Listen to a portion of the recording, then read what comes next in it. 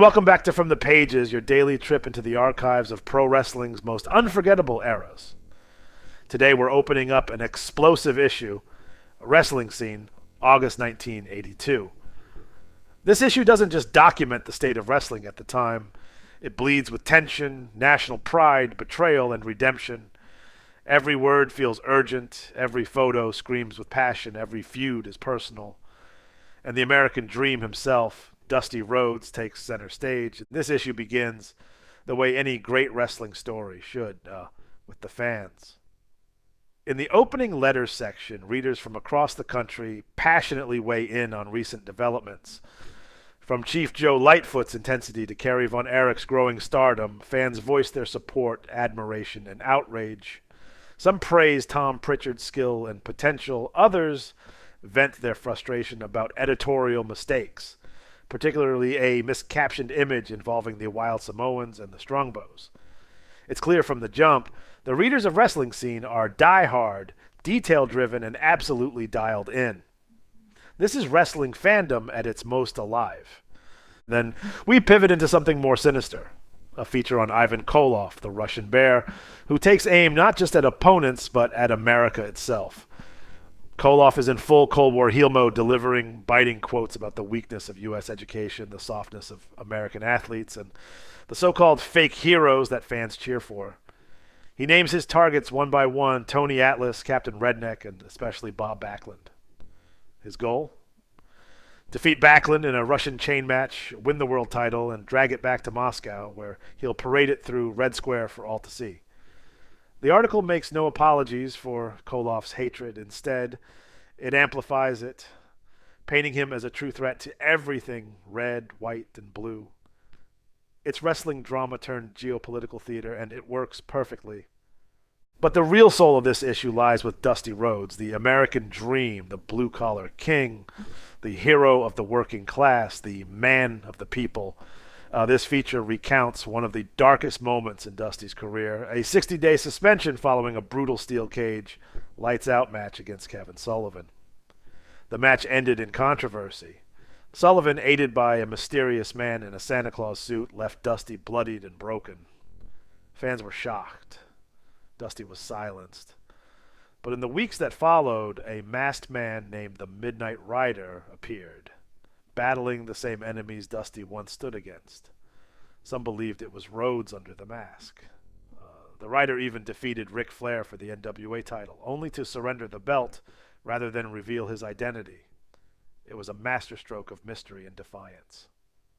When Dusty's suspension lifted, he returned with fire in his belly. He tore through Jake the Snake Roberts. He destroyed the Purple Haze. He humiliated Adrian Street.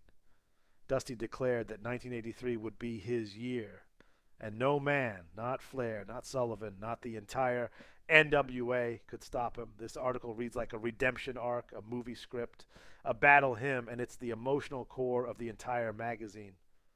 From there, the issue shifts to Ken Patera, the Olympic weightlifter turned wrestling powerhouse. Patera, once celebrated for his strength, now seeks recognition and is more than just a strongman. He's fighting for global respect, legitimacy, and a place among wrestling's elite. The piece explores his travels, his dominance in different territories, and his hunger for a world title. Then we get a flashback feature, Bruno Sammartino versus Buddy Rogers, a true classic, the match that defined an era, power versus finesse, honor versus arrogance.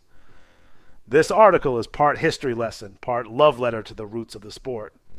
It serves as a reminder that everything happening in 1982 is built on the battles that came before. The magazine doesn't slow down. It goes on to hype the Crappiers as perhaps the greatest tag team in the sport, respected for their teamwork, precision, and relentless style. Devastation Inc. gets a spread as well, a faction known for brutalizing opponents and leaving carnage in their wake. Then we get into personal warfare as Tully Blanchard and Gino Hernandez go head-to-head in a story marked by betrayal, pride, and mind games. Their feud is boiling over. Words become weapons, and the fans love it. The Whatever Happened To column teases the return or retirement of forgotten faces, leaving readers to speculate about vanished stars. A special spotlight lands on Jack Veneno, the national hero of the Dominican Republic. His influence in the Caribbean is undeniable, and the piece highlights how deeply wrestling can connect to culture, community, and identity. Then, out of nowhere, things get slippery, literally. A feature titled Slippery Threesome dives into the wild world of mud wrestling. It's outrageous, indulgent, and chaotic. Boots, bikinis, and flying bodies. A far cry from the NWA's steel cages and chain matches, but undeniably a part of wrestling's diverse spectrum of entertainment.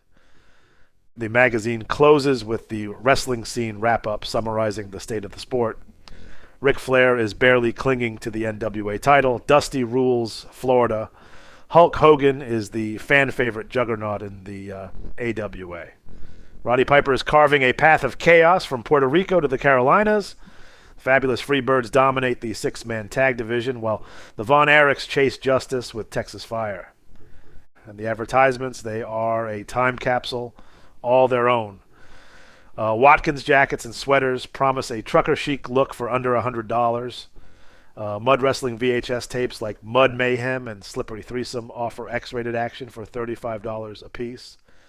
Starlog and Fangoria subscriptions give sci-fi and horror fans their monthly fix. And one bold ad claims to have conquered baldness for 95% of men, featuring dramatic before and after sketches. Even the commercials feel like wrestling characters, bold, strange, unforgettable. This issue of Wrestling Scene is a perfect snapshot of what made wrestling in the early 80s so powerful. You have Cold War villains, working class heroes, arrogant heels, international stars, mystery identities, real blood, real feuds, real stakes, and at the center of it all, Dusty Rhodes, battered but unbroken, walking the hard road back to glory. So if this trip down memory lane got your heart pumping like you just climbed the top rope, don't forget to like, share, and subscribe. This is From the Pages, where wrestling's past lives again, one magazine at a time. We'll see you next time.